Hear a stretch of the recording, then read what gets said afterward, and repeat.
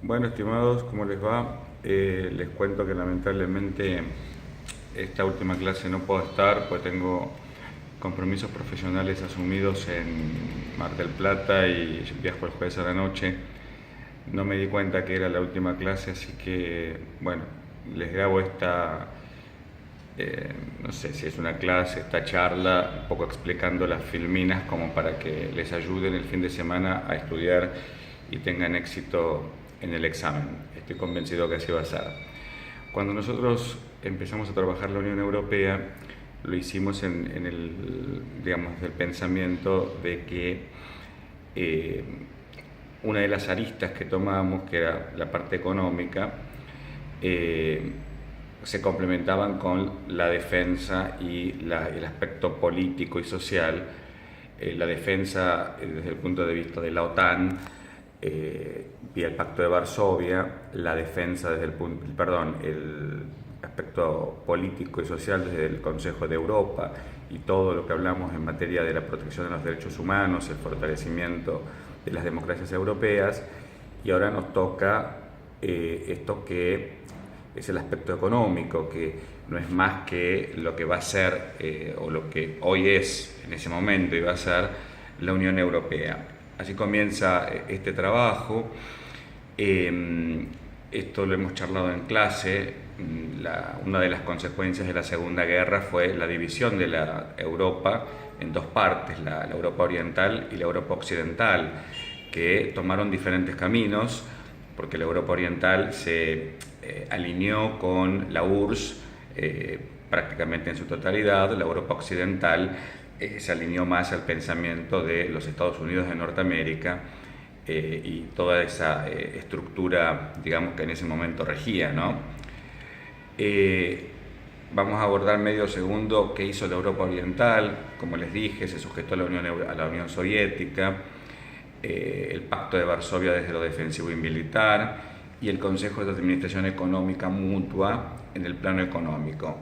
En realidad, esta reconstrucción de la Europa Oriental fue más hipotética que real, porque lo cierto es que fueron satélites de la URSS que cuando implosiona en el 91, bueno, la realidad nos marca que algunos estados que estaban allí hoy están de este lado, ¿no es cierto?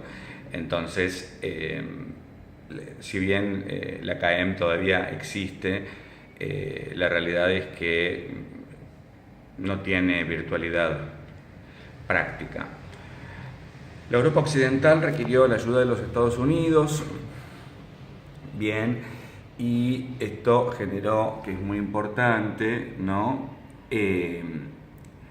Todo un proceso, bien, cuando ya analizamos el Consejo de Europa, y desde lo económico con procesos comunitarios que comenzaron en la década del 50. Cuidado, porque procesos comunitarios no implica derecho comunitario. Esto hicimos ya hincapié, trabajamos mucho el tema. Comunidades fueron tres, que ya las hemos visto. Empieza este proceso en la década del 50, bien, y el punto es que esos procesos comunitarios fueron asumidos en la internacionalidad, bien, pero se comenzó a transitar el camino de la supranacionalidad con diferentes aportes que vamos a ir viendo, ¿sí?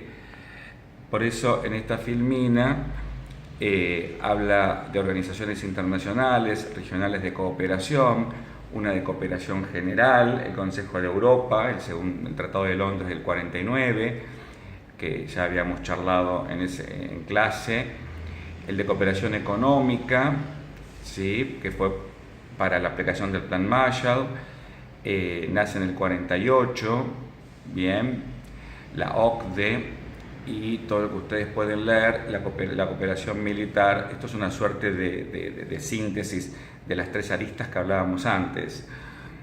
La declaración Schuman, que yo a ustedes les mencioné que fue algo sumamente importante. Europa no se hará de golpe ni en una construcción de conjunto, se hará mediante realizaciones concretas, creando primero una solidaridad de hecho.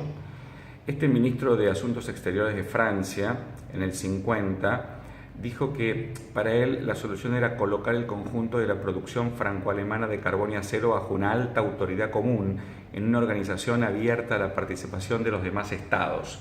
Y acá hay que tener cuidado porque no estamos hablando de supranacionalidad, estamos hablando de internacionalidad todavía. En ese concepto, en esa época el concepto de soberanía en cuanto a titularidad y ejercicio de la misma no era divisible, en consecuencia todavía no podíamos hablar con claridad de derecho comunitario. Estábamos partiendo del derecho internacional público y íbamos a la creación de una estructura que para Schuman en ese momento implicaba, ¿sí?, una alta autoridad común. Después vamos a ver que este concepto va a ir variando, no por Schuman, sino básicamente por el aporte del Tribunal de Luxemburgo. Acá aparece la creación de las comunidades europeas, ¿sí?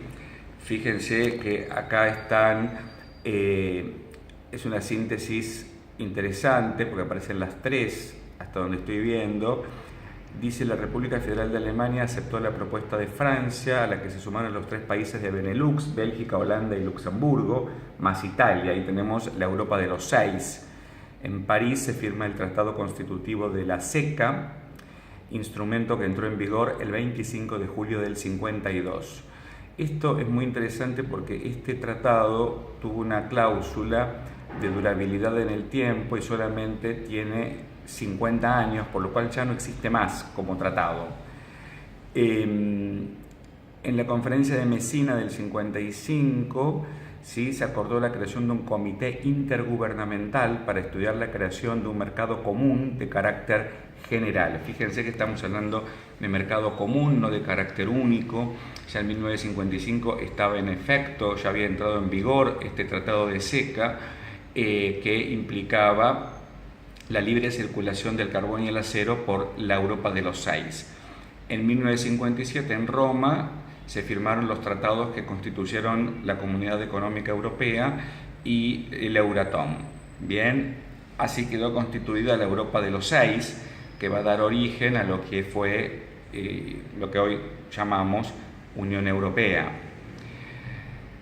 Fíjense qué interesante porque las instituciones comunitarias, bien, en realidad, esto yo en clase les había explicado que con cada tratado de los mencionados antes, CECA, CE, Euratom, tenían sus propias instituciones. Entonces se firmó un convenio sobre determinadas instituciones comunes a las comunidades europeas. Entonces, una asamblea única para las tres comunidades, un tribunal de justicia único para las tres comunidades, un comité económico y social único. Así fue que en el 65 se constituyó un Consejo Único y una Comisión Única de las Comunidades Europeas, que entró en vigor el 1 de julio del 67, conocido como el Tratado de Función de los Ejecutivos Europeos. De esta manera se constituyó el Consejo de las Comunidades Europeas, que sustituyó al Consejo Especial de Ministros de la CECA, al Consejo de la CE y al Consejo de la CDA. Esto implica, en rigor, se creó un solo órgano para las tres comunidades en materia de consejo, un solo órgano en materia de comisión, el tribunal, la asamblea única. Esto es extremadamente importante por un tema de, diría yo, economía, ¿no? Acá yo les había dicho en clase que los procesos no son fáciles. Efectivamente, una de las grandes crisis que se vivió fue en 1965, el tema de la silla vacía, que se solucionó en el 66 con el compromiso de Luxemburgo. Ustedes acá pueden leer claramente que se trataba de un tema de poderes, un tema de poder en realidad de los miembros para ver quién tenía mayor posibilidad de decidir. Esto lo hemos charlado, así que me quedo tranquilo. El mercado común implica libre comercio, unión aduanera, mercado común, políticas comunes, economía común, pero claro, cuando nosotros al mercado común le agregamos las libertades económicas, mercancías, capitales, personas, establecimientos y circulación de servicios, ya estamos hablando de un mercado único europeo que se vino a conformar el 1 de enero del año 1993. A ver, es como un degradé. Empieza el libre comercio, sigue la unión aduanera, se transforma en mercado común, se crean políticas comunes, economía común, aparece el mercado único europeo. Esto es, no podemos hablar de mercado único si no tenemos estos elementos anteriores o estos escalones previos y no le agregamos las libertades económicas que claramente se consiguieron en el 93.